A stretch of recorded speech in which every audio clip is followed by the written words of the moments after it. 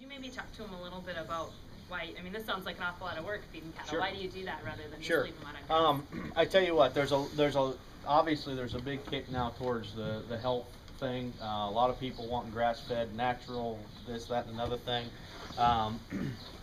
We don't do grass-fed cattle here. Part of it is it doesn't work into our program. I'm not saying there's not a market for it, but it doesn't work into our program. Some of the differences, when you get into grass feeding cattle, it's going to end up being a different type of product. Okay, it's a lot leaner, and they're not going to get fat like these feed. I mean, we're feeding these guys to a compositional endpoint. We're wanting these cattle, when they get done, they're going to have around a ½ inch of fat on them, external fat. And the reason we're looking at that, obviously you don't eat that fat, it gets trimmed off. But that's the only way we have to tell that they should be at that endpoint where they've got a lot of marbling to get that choice and prime grade, you know. So that's what we're shooting for. Now with the grass-fed thing, it's a little different. They're not going to get fat on it like these cattle will. You're not normally not going to have as much marbling, external fat, things like that. Now a lot of that's genetic. I mean, there are cattle that will reach choice grade on grass, you know, and that's what the grass-fed people are shooting for now, is trying to find these genetic backgrounds that will fatten on grass and try to reach those grades that people want. But the difference is ground to do it. If I'm going to fatten cattle on grass, especially the way we are with weaning in September, there's not much grass between September and say May. Okay, it's all under snow, so we really can't grass feed cattle here, not unless they can learn to dig through snow and find something under there that'll get them fat. I mean, so that's why we don't do it. But yeah, it's you know, there's no doubt that when you get into leaner beef, it's a healthier product.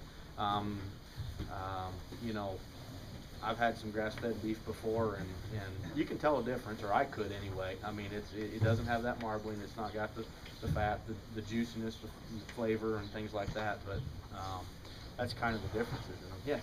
I got a competitor that's pushing a brand of grass-fed beef, and one of the selling points they're telling people is that the animals are not susceptible to diseases, E. coli and things like that, because it's feed that interacts with their stomach acid, traditional feed. Is that true? They're saying grass-fed won't get those diseases because no, you can get that either way. I mean, E. coli and things like that. Any of those diseases be passed through manure and things like that, and they're gonna poop out there just like they poop in here. Yeah, I guess I don't know a whole lot about that stuff, but yeah, I mean, you can look at it from the standpoint of, even though we grain feed ours here, all of our cows are out on pasture. You know, we'll feed them through the winter time when there's no grass for them to eat, you know, hay and things like that. But hay's just grass too, you know. So, but we can still get incidents of sickness and disease in the cows and grass-fed stuff just like you can in the other. Maybe what they're trying to say is, being that they're out on pasture, they're spread out more, you might not have as much disease problem from that standpoint, because you can see in here they're in a tight, confined space. You know, there probably could be more diseases there are more disease situations in a feedlot operation, but as far as what they're talking about there, it doesn't make a lot of sense to me, I guess. Didn't to me either, and that's what I said. But yeah, no. When it comes into those type of things, E. coli and that kind of stuff, they can get that anywhere. So